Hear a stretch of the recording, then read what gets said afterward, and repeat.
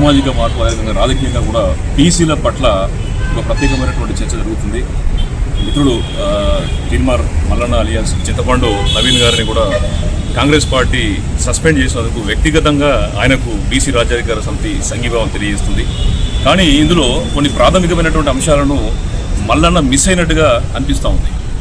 చాలామంది కూడా ఏంటంటే మల్లన్న విషయం లోపల పార్టీలకు అతీతంగా కూడా కొంత సానుకూలమైనటువంటి అభిప్రాయం ఉన్నప్పటికీ కూడా మల్లన్నలో ఏదో మిస్ అయిందనేటటువంటి ఆలోచనలు మాత్రం ఇలా రాష్ట్ర వ్యాప్తంగా ప్రజలు ఆలోచిస్తున్నారు.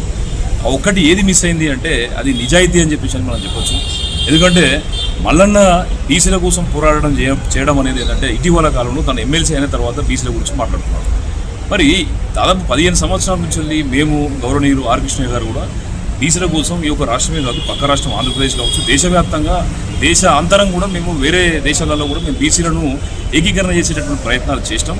అందులో భాగంగా ఢిల్లీ వరకు ఉద్యమాలు నేర్పినాము, దుబాయ్ వరకు కూడా వెళ్ళి మేము ప్రయత్నాలు చేసినాము. కానీ ఏ రోజు కూడా మేము ఏంటంటే ఇతర వర్గాలను దూషించినట్టు కానీ ఇతర వర్గాలను ఏంటంటే మేము రెచ్చగొట్టేటటువంటి విధంగా ఎప్పుడు వ్యాఖ్యలు చేయలేదు.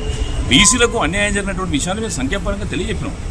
ఆర్ కృష్ణయ్య గారు కూడా రాజకీయంగా వివిధ స్టాండ్స్ తీసుకున్నా కూడా అంటే కాంగ్రెస్ పార్టీలో చేరినా, టీడీపీలో చేరినా, బీజేపీలో చేరినా కూడా బీసీల ప్రయోజనాలు నెరవేర్చడం కోసం ఏంటంటే హక్కుల కోసం పోరాడి తప్పించి ఒక వర్గాన్ని కించపరచడం, ఒక వర్గాన్ని ఏంటంటే వక్రీకరించి మాట్లాడేటటువంటి వ్యవహారం ఎప్పుడు చేయలేదు. ఆయన పరిణితిని చూపించిండు. కానీ ఈ పరిణితి అనేది ఇక్కడ ఏంటంటే తీన్మార్ మల్లన్న దగ్గర లోపించినట్టు మనం భావించవచ్చు. తీన్మార్ మల్లన్న గారికి ఏంటంటే వ్యక్తిగతంగా మేము వారికి సంఘీభావం తెలియజేసినా కూడా విధానాన్ని ఏంటంటే కొంచెం మార్చుకోవాల్సిన అవసరం ఉన్నది. ఎందుకంటే బీసీలను సంఘటితం చేయాలంటే బీసీలను క్షేత్రస్థాయి లోపల నిర్మాణాత్మకంగా ఏకీకరణ చేయాల్సిన అవసరం ఉంటుంది. బీసీలను ఒక భావజాలంతో దగ్గర తీసుకొని రావాలి తప్పించి రెచ్చగొట్టడం వల్ల కానీ లేకపోతే ఇతరులను దూషించేటటువంటి దాని లోపల మనము చేయలేము. మరో విషయం ఏంటంటే వాళ్ళని సస్పెండ్ చేసిందంటే అది ఒక రాజకీయ పార్టీలో మీరు ఉన్నప్పుడు వాళ్ళ విధానాలకు లోబడి మీరు పనిచేయాల్సిన అవసరం ఉంటుంది. అదే మీరు బీసీల కోసం పనిచేయడం అనేది రాజకీయ పార్టీలలో చేరకుండా కనుక మీరు ఆ విధంగా నిర్ణయాలు తీసుకున్న ఆ విధంగా పనిచేసినా కూడా ఏంటంటే మీకు ప్రజల మద్దతు దొరికేది. కానీ అలా కాకుండా మీరు మంది చెట్టుకు నీళ్ళు పోసి మన చెట్టుకు పూలు పోయాలి, కాయలు కాయాలంటే కాయయి. కాకపోతే ఏంటంటే ఒక విధానపరమైనటువంటి మార్పు కనుక మల్లన్న చేసుకునేది ఉంటే తప్పకుండా బీసీలకు ఉపకరించేటటువంటి విధంగా ఉంటుంది.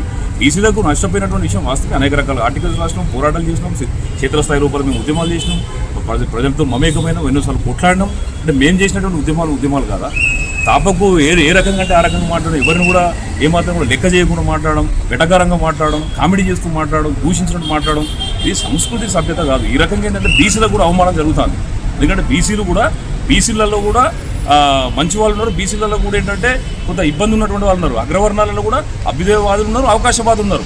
అవకాశవాదులను కొంతమంది మీరు మాట్లాడవచ్చు, కానీ అభ్యుదయవాదులుగా ఉన్నటువంటి అగ్రవర్ణాలలో ఉన్న వాళ్ళకు కూడా అది ఇబ్బంది కలిగి ఉంటుంది కదా. రావినారాయణ రెడ్డి గారు ఆయన రెడ్డి అయి పుట్టినంత మాత్రాన పుచ్చలపల్లి సుందరరెడ్డి గారు వాళ్ళు అగ్రవర్ణంలో పుట్టినంత మాత్రాన ప్రజలకు దూరంగా ఏం లేరు కదా. ప్రజలకు పనిచేసే వాళ్ళు అగ్రవర్ణమైనా వాళ్ళు మన బీసీ వర్గమైనా కూడా వాళ్ళను మనము ఒక ఆత్మీయతతో చూడాల్సిన అవసరం ఉంటుంది. ఈ బీసీ వర్గాల కోసం పోరాటం చేసేటప్పుడు మేమందరం కూడా మేము ఆర్ కృష్ణయ్య గారు వకలాపురం కృష్ణ మేమందరం కూడా ఇతర వర్గాలతో కూడా సానుకూలంగా ఉంటూ ఆత్మీయతను మిగిలిన తప్పించి ఈ రకంగా క్రూరంగా ఏదో వాళ్ళు ఎగతాళి చేసినటువంటి విధంగా మేము ఇప్పుడు మాట్లాడలేదు. కాబట్టి ఇది మంచి పరిణామం కాదు. ఏదైతే కాంగ్రెస్ పార్టీ ఒక స్టాండ్ తీసుకుందంటే వాళ్ళ యొక్క విధానానికి సంబంధించిన విషయం కాబట్టి ఏదైనా కూడా వాళ్ళ పార్టీకి ఇబ్బంది జరిగేటట్టుగా చేస్తే వాళ్ళు తప్పకుండా నిర్ణయం వారే కాదు ఎవరైనా తీసుకుంటారు.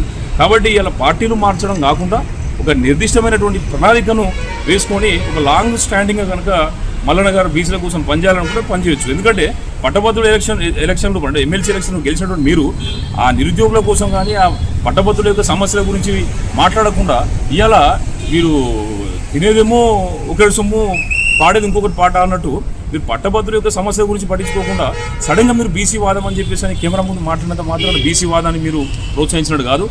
మీ కెమెరాలోనే మీ యొక్క ఛానల్ లోపలనే గౌరవనీయులు మందకృష్ణ మాదిగ గారిని అదే రకంగా ఆర్ కృష్ణ గారిని కూడా మీరు అనేక మార్లు కూడా మీరు దుర్భాషలు ఆడేరు. వాళ్ళు ఈ సమాజానికి పట్టిన పీడాన్ని కూడా మీరు మాట్లాడేరు. అయినా కూడా మేము సహనం వహించినాం. ఇవాళ ఏంటంటే ఎందుకు మాట్లాడాల్సి వస్తుందంటే మీ పద్ధతిని ఇకనైనా మీరు మార్చుకుంటారని చెప్పేసి అని మేము భావిస్తున్నాం.